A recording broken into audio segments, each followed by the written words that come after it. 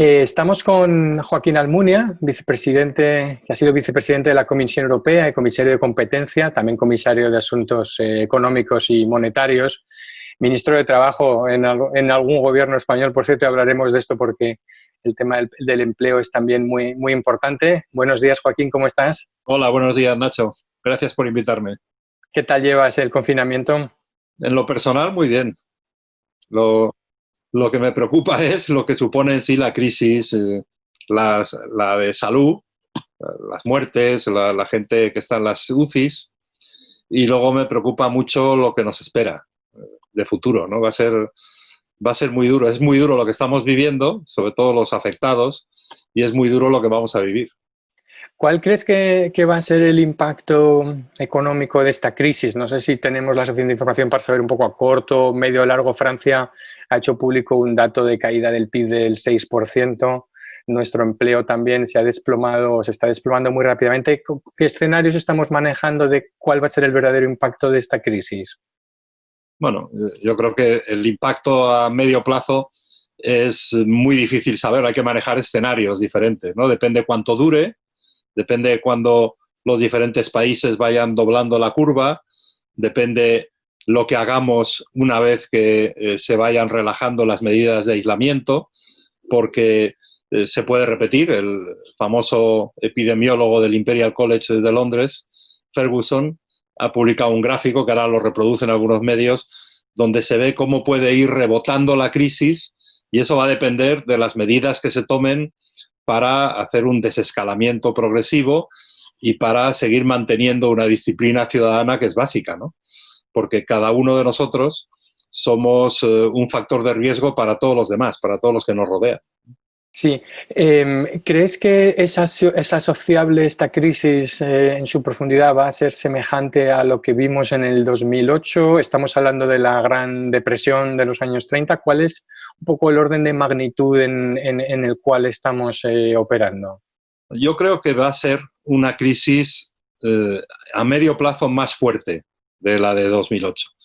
A corto plazo, en estos momentos de cierre de muchas actividades económicas que se van a ir reabriendo progresivamente, las cifras económicas a corto plazo son de caídas de crecimiento muy fuertes, de un trimestre sobre otro. Las estimaciones para este año 2020 es de que todos los países vamos a estar en recesión y vamos a perder varios puntos de PIB a lo largo del 2020. No sabemos todavía cuánto. Depende cómo estemos en el tercer trimestre y en el cuarto trimestre, pero vamos a perder PIB, va a caer la economía, estamos ya en recesión. Ahora, cuánto dure la recesión y cómo se recuperen las economías a medio plazo, eso todavía es muy difícil de prever porque, entre otras cosas, muchas de las medidas que se van a tener que adoptar para relanzar la economía, para recuperar lo que estamos perdiendo en estos meses de crisis directa, de crisis sanitaria, eso todavía no lo sabemos. Están discutiéndose muchas medidas, conocemos muchas de las medidas que se han tomado ya o que se van a tomar en las próximas semanas, pero no sabemos cuánto dinero, cuántos recursos y cómo se van a utilizar los recursos para recuperar lo que estamos perdiendo ahora. Vamos entonces precisamente a una situación como en crisis anteriores, donde la mezcla de lo que los estados pueden hacer en el ámbito nacional y el apoyo que pueden recibir o lo que pueden hacer concertadamente en el ámbito europeo está siendo clave, ¿no? ¿Cómo ves este reparto de qué tenemos y debemos hacer por nosotros mismos y qué necesitamos absolutamente que haga la Unión Europea porque solos no podemos llegar?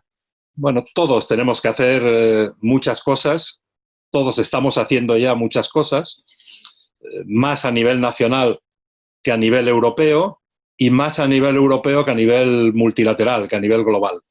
Y todos los niveles tienen o tenemos que hacer muchas cosas. Cada uno de los países, y más en países descentralizados como el nuestro, cada uno de los niveles de gobierno de nuestros países descentralizados.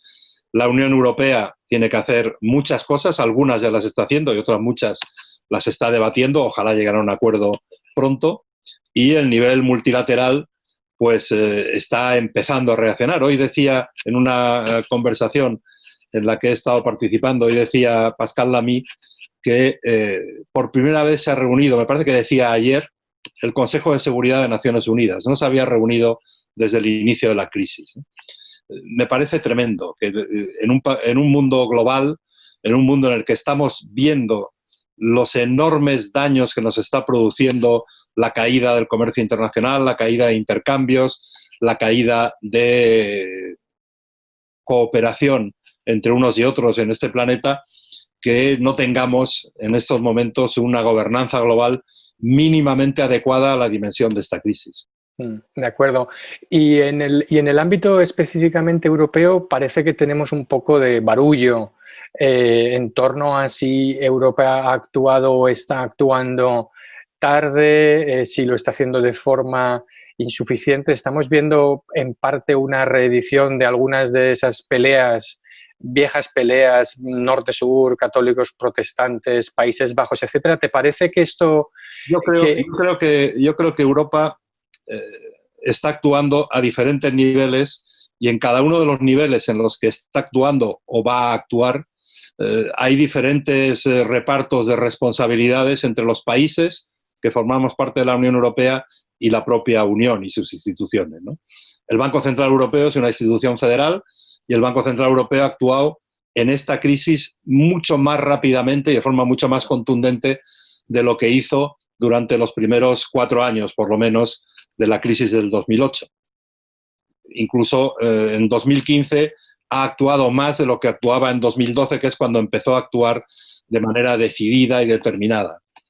La Comisión Europea no tiene casi competencias en materia de crisis sanitaria, está haciendo lo que puede en función de sus competencias, y puede poco. Y ha buscado en el presupuesto de la Unión Europea qué dinero había disponible para este año 2020 y ha encontrado 37.000 millones, que no es mucho dinero pensando en la cantidad de desafíos que esperan que alguien los atienda con recursos y con iniciativas concretas, ¿no? Hay mecanismos de coordinación de experiencias a escala europea, pero son débiles. Es coordinación de lo que hacen los Estados, no pueden tomar decisiones por sí mismos. ¿Podrán hacerlo? A nivel europeo yo creo que es fundamental tener un presupuesto. Y los jefes de Estado y de Gobierno, poco antes de que estallase la crisis, habían sido incapaces de llegar a un acuerdo para los presupuestos de los próximos 7 años. Ahora tienen que recuperar el tiempo perdido, pero están muy ocupados también con los problemas de sus respectivos países o con la respuesta económica de los respectivos países coordinada en la zona euro. Y ese presupuesto europeo tiene encima de la mesa un proyecto, pero es un proyecto que se hizo hace 3 años. Y por lo tanto hay que reformarlo y hay que presentar un proyecto que esté a la altura de lo que vamos a tener que hacer como europeos con un presupuesto en los próximos 7 años. Y eso, pues, claro, estamos haciendo tantas cosas a la vez, o tratando de hacer tantas cosas a la vez, que no va a ser fácil. Es urgente, pero no va a ser fácil. Y luego está la zona euro, que están debatiendo hoy mismo. Tiene una tercera tanda de discusiones el Eurogrupo con los ministros de Finanzas. Yo creo que las posiciones se han acercado mucho más de lo que se ven en algunos titulares de prensa, leyendo la letra pequeña de los medios de comunicación y de quienes han estado en esas reuniones de los ministros de Finanzas de la zona euro. Las posiciones yo creo que están bastante cercanas, pero queda el paso final. Y queda el paso final sobre todo, por un lado en Italia, el gobierno italiano, por razones italo-italianas, no por ningún defecto estructural del mecanismo de estabilidad, no quiere utilizar el mecanismo de estabilidad y nadie le va a obligar a utilizarlo. Lo que ellos no pueden forzar es a que el resto de los países de la zona euro no tengamos abierta esa puerta, ¿no? Yo creo que no pueden vetar un acuerdo sobre el mecanismo de estabilidad. Si no lo quieren utilizar, pues es su decisión. Nadie está obligado a pedir préstamos si considera que no lo necesita o que puede encontrar dinero en mejores condiciones o sin condiciones en otro lado. Y luego está el Banco Europeo de Inversiones, un mecanismo de la Unión a 27, que ha adoptado unas decisiones de poner en común avales y garantías para prestar 200.000 millones de euros, pero probablemente ese es un primer paso. El Banco Europeo de Inversiones, si los Estados miembros lo recapitalizan y si los Estados miembros, que son sus accionistas, le abren la puerta, puede hacer en los próximos años bastante más para financiar la recuperación. Y es algo que se lo tenemos que pedir a una institución europea como el Banco Europeo de Inversiones. Se lo tenemos que autorizar como países y pedirle a sus responsables que aprovechen esa utilización, ¿no? Y luego quedan ideas más de futuro que tienen que ver con los coronabonos. A corto plazo, en estas semanas, yo creo que no es posible que se llegue a un acuerdo. Hay muchos países que se oponen radicalmente a los coronabonos y, por lo tanto, los países que estamos a favor, que estamos apoyando la utilización de esos eurobonos para la crisis del coronavirus, no pueden vencer las resistencias a corto plazo, inmediatas. Pero yo creo que en el futuro se van a abrir paso, porque los demás instrumentos no van a ser suficientes para todo lo que tenemos que hacer y para recuperar el tiempo que estamos perdiendo para mantener niveles de crecimiento y de generación de empleo, de generación de bienestar, ligados además a nuestros grandes desafíos, que estaban ahí antes de la crisis y que van a seguir estando cuando acabe el confinamiento y cuando acabe el aislamiento. El cambio climático, cómo lucha Europa contra el cambio climático, el Green Deal, que es una de las prioridades de la Comisión Europea actual, eso no va a desaparecer por el hecho de que estemos luchando ahora contra la crisis. Más bien va a ser una de las vías de solución para recuperar músculo económico, para recuperar inversión y para recuperar crecimiento. La digitalización, cómo aprovechamos las oportunidades de la digitalización que nos están permitiendo a muchos comunicarnos y trabajar en esta crisis, pero que hay que hacer muchísimas más cosas en Europa. No nos podemos quedar atrás de Estados Unidos o de China o de otros países en todo el ámbito de la digitalización, en todos los servicios digitales, en todas las infraestructuras, en todas las garantías también de la utilización de los instrumentos y servicios digitales. Eso va a seguir siendo una prioridad y probablemente una prioridad mayor aún de lo que era antes de la crisis. Todo eso está por hacer, todo eso hay que irlo pensando mientras financiamos al sistema de salud, mientras conseguimos que los contagios disminuyan, mientras conseguimos que las altas sigan incrementándose, mientras conseguimos salvar vidas. Además, hay que pensar en las vías por las cuales nuestras economías van a poder recuperar el tiempo perdido y lo tenemos que pensar a escala europea, no lo podemos pensar cada país por separado. Sí, en esta discusión sobre la condicionalidad precisamente en torno al mecanismo europeo de estabilidad, que parece el nudo gordiano desde el punto de vista italiano, no sé hasta qué punto el español, pero está claro que el MEDE, el mecanismo europeo de estabilidad, es un mecanismo de préstamo por una condicionalidad. No, se ha utilizado, se creó en 2011 y se ha utilizado en 2012, 2013 hasta el 2018, en que acababa el programa griego, para países que estábamos sufriendo la crisis financiera. Pero el mecanismo de estabilidad vale también, y está en su tratado, para otro tipo de financiación de actividades que no están ligadas a la necesidad de un país en crisis que ha perdido acceso a los mercados. Y eso es lo que están discutiendo ahora. Y está claro, en los debates que han mantenido los ministros de Finanzas, está claro que las condiciones para quien quiera recibir financiación del mecanismo de estabilidad no van a tener nada que ver con las condiciones que se han exigido a los países que han tenido necesidad de ese dinero, de esa financiación, porque no tenían acceso a los mercados de su deuda pública y no podían emitir deuda pública o les salía un tipo de interés extraordinariamente alto y preferían ir al mecanismo de estabilidad. Entonces había unas condiciones ligadas a la crisis que ya hemos superado. Por lo tanto, ahora la utilización del mecanismo de estabilidad que se está debatiendo, yo creo que todo el mundo sabe que va a ser muy diferente. Los tipos de interés, en la mayoría de los casos, van a ser más bajos que los que puede conseguir en los mercados cada país por separado.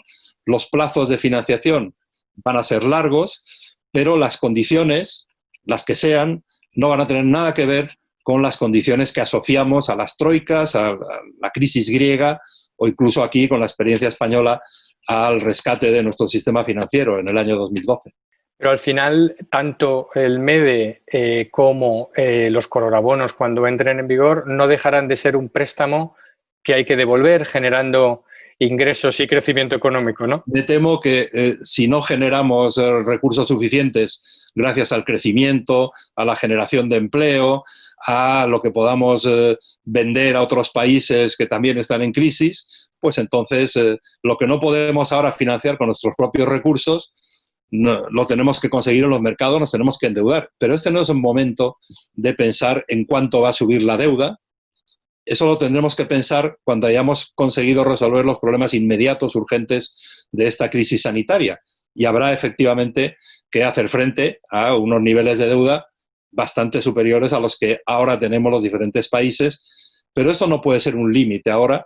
Y es más, ahora las condiciones de financiación en los mercados, de momento por lo menos, están siendo muy favorables, con unos tipos de interés muy bajos, y hay mucha gente en los mercados que quiere utilizar sus recursos, que no quiere tenerlos quietos y que está dispuesto a prestar. En el futuro nos tenemos que ocupar de la deuda, como nos teníamos que haber ocupado en el pasado. Pero en el presente no es momento de considerar que el nivel de endeudamiento es la mayor restricción. Es la menor restricción que tenemos en este momento. La mayor restricción es que tenemos que aislarnos, que tenemos que conseguir disminuir los contagios, curar a la gente infectada, salvar vidas y además tratar de apoyar a aquellos sectores que están sufriendo directamente en sus economías, los autónomos, las pequeñas empresas, los sectores que están paralizados, tratar de paliar las consecuencias inmediatas que está teniendo esta situación de emergencia, que no va a ser eterna. Claro, pero es verdad que España e Italia, aunque decimos que esto no es un shock asimétrico porque afecta a todos los países, pero por desgracia ha afectado a dos países, a España e Italia, que entraban debilitados o con una capacidad de endeudamiento menor y un déficit Con perdón de los alto. italianos, unos entraban más debilitados que otros. Ya.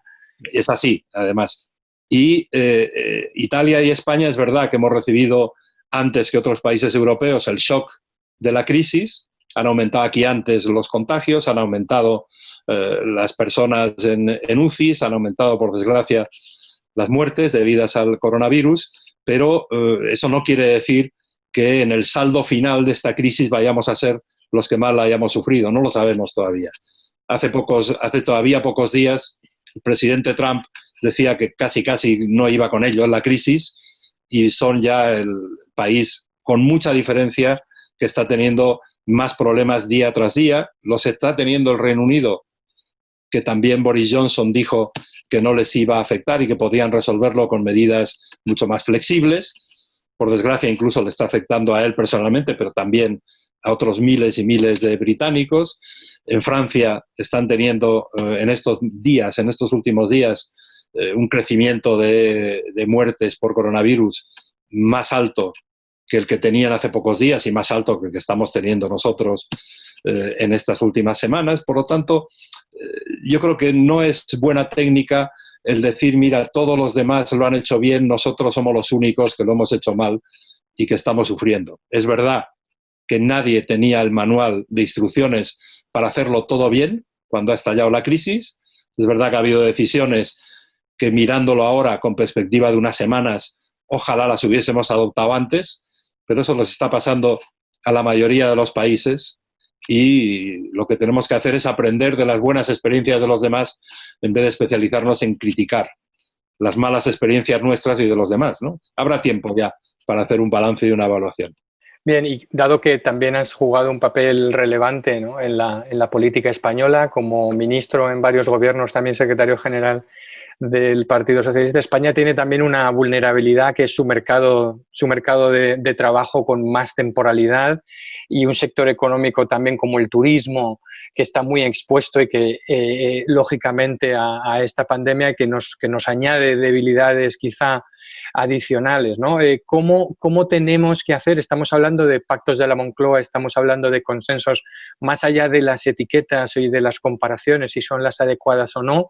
¿Cuál es la estrategia, a tu modo de ver, de país que debemos emplear para salir de esta crisis, teniendo en cuenta que tenemos estas vulnerabilidades adicionales de un mercado de trabajo extraordinariamente flexible, pero también precario, pequeñas y medianas empresas también con poco músculo y capacidad de competir, y un sector turístico que nos aporta eso, el 14% del empleo, el 12% del PIB, que va a tardar más en recuperarse que otros sectores, ¿no? ¿Cuál es la estrategia de salida como país desde el punto de vista de la gestión política y económica que vislumbrarías o que te gustaría ver? Yo creo que esas reflexiones que has hecho en tu pregunta, que comparto, las debiéramos haber hecho tiempo antes, cuando lucía el sol, cuando las vacas estaban engordando, cuando había crecimiento, cuando pensábamos que ya no íbamos a sufrir nuevas crisis. Teníamos que haber pensado, bueno, ¿y cómo reforzamos nuestro sistema productivo? ¿Cómo corregimos desequilibrios tan lacerantes como el de nuestro mercado de trabajo, que viene desde muy atrás? ¿Cómo hacemos una estructura productiva más sólida, más competitiva, con mayores aumentos de productividad? ¿Qué quiere decir eso?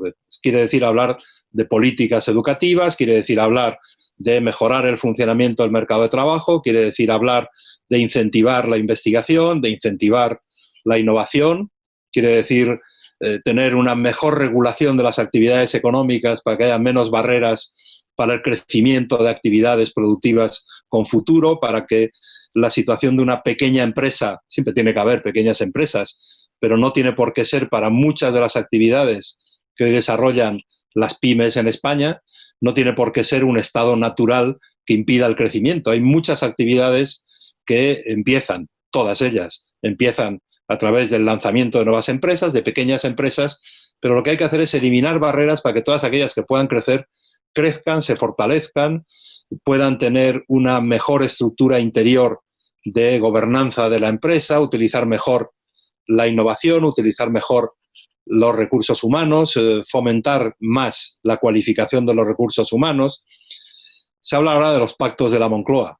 Bueno, materia para pactos similares a los que tuvieron lugar en la Moncloa en el año 77 hay para muchos años, de reflexión, de análisis, de definición de estrategias, de utilización de las políticas más adecuadas. Pero claro, eso exige también no solo buenos economistas, tecnólogos, pedagogos, investigadores, exige también buenos políticos, buenos mecanismos de debate político, buenos mecanismos de reflexión y debate político, de utilizar las contribuciones de unos y de otros al servicio de objetivos comunes como país, ¿no?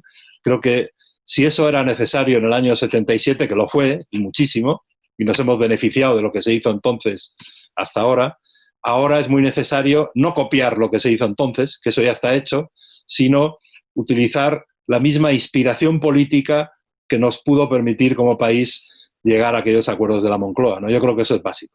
Bien. Y la última pregunta, ¿has trabajado, estudiado, has escrito sobre los problemas y el futuro de la socialdemocracia?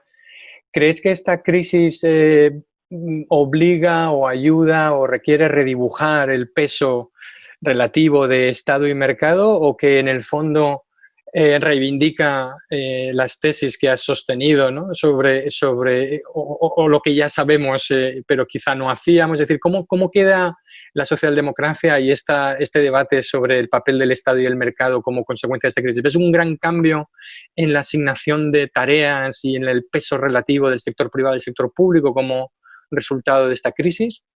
Bueno, todavía no lo sabemos. ¿Qué es lo que me gustaría que suceda? Ahora estamos comprobando en estas semanas lo importante que son determinados servicios públicos, la sanidad, pero también lo vamos a ver inmediatamente con la importancia de la educación, con la importancia de la investigación, con la importancia de que los mercados, no solo el de trabajo, que por supuesto, pero también los mercados de productos, de servicios, funcionen adecuadamente, ¿no? Eso es esencial, pensar qué reformas se necesitan, y las reformas necesitan una cooperación entre los gobiernos y las instituciones públicas y los partidos políticos y el de la sociedad civil, los ciudadanos, los interlocutores sociales. ¿Cómo va a quedar el equilibrio entre Estado y mercado después de esta crisis? Pues yo creo que hay actividades propias del Estado que solo el Estado puede realizar, o por lo menos puede coordinar, incentivar, que van a tener mucha más importancia de la que le daban algunos hasta hace unos pocos meses. Ahora, ¿eso quiere decir que la economía de mercado va a desaparecer? ¿Que vamos a ser todos un país al estilo chino antes de que los chinos descubriesen el mercado? Pues yo creo que no. Yo creo que la democracia es fundamental, es básica. También tiene sus riesgos la solidez de las instituciones democráticas en una situación tan compleja como esta, pero mi apuesta y mi deseo es que las funciones que solo el Estado puede liderar y que solo el Estado puede desarrollar o al menos coordinar e incentivar tienen que ser reforzadas. Eso exige que se abandone esa demagogia antiimpuestos que existe desde hace muchos años, pero que en España no existía, curiosamente, y ahora ha aprendido en algunas fuerzas políticas. Ojalá tuviésemos más recursos porque no se hubiesen hecho rebajas fiscales o beneficios fiscales para algunos que no eran en absoluto necesarios. Y también hay que ver que la economía de mercado funcione mejor. Porque si la economía de mercado funciona bien, tiene buenas regulaciones, tiene buenas instituciones, tiene buenos reguladores independientes para los sectores que necesitan de ese tipo de instituciones, si la economía de mercado funciona de manera más eficiente, creceremos más y el Estado tendrá que soportar menos cargas adicionales a las que solo el Estado puede soportar. Yo creo que ese debate es fundamental. Dice la socialdemocracia, hombre, la socialdemocracia teóricamente estamos mejor situados que otros para entrar en ese debate con muchos argumentos y con muchas razones. Vamos a ver si políticamente estamos preparados para ello. Muy bien, pues muchísimas gracias por tu tiempo. Ha sido muy interesante compartir estas reflexiones y bueno, esperamos seguir en contacto analizando la situación europea y nacional en un futuro. Muchas gracias. Encantado, Nacho. Muchas gracias.